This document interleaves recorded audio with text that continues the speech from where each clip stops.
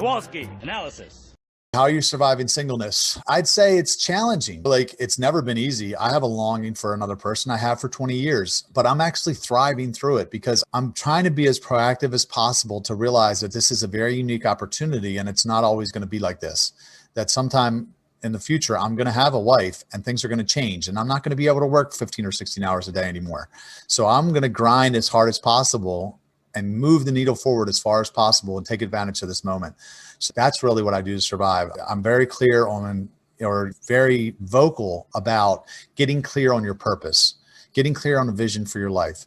Because when you get clear on your vision, it gives you something else to look at besides that empty space. So if all you're looking at is the fact that you're single, of course you're going to sit around miserable. I'm trying to focus on the goal, on the promised land, because if I focus on the promised land, I'm going to keep walking. And then one day I'm going to get there. And then I believe my queen will show up and we're going to be living in the promised land together. And I'm going to be like, hell yeah.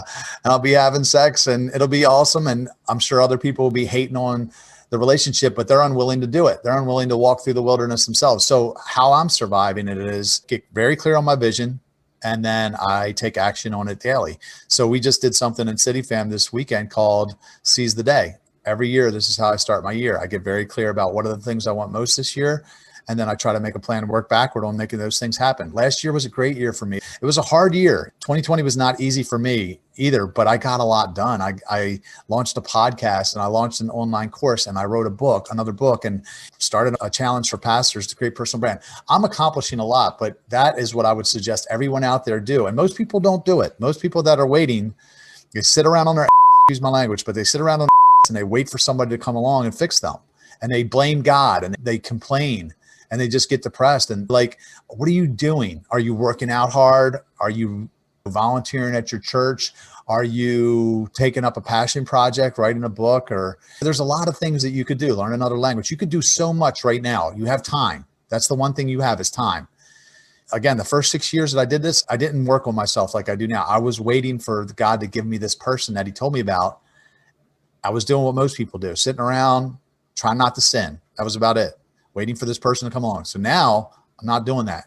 I mean, I'm hoping that I meet the person, of course, soon, but I can't control when that happens, So I'm going to work my ass off until that does. And that's what I suggest for people to do. And I think that's a great time to mention, look, I got some online courses. If you all want to know what your purpose is, take my online courses. If you're a female, Proverbs 31 Blueprint. There's some women that are watching this right now that could probably drop a comment and tell you their experiences of Proverbs 31 Blueprint. Proverbs31blueprint.com, and you can enroll. It will help you get clear on your purpose and it will set a framework up in your life so that you can actually achieve those things.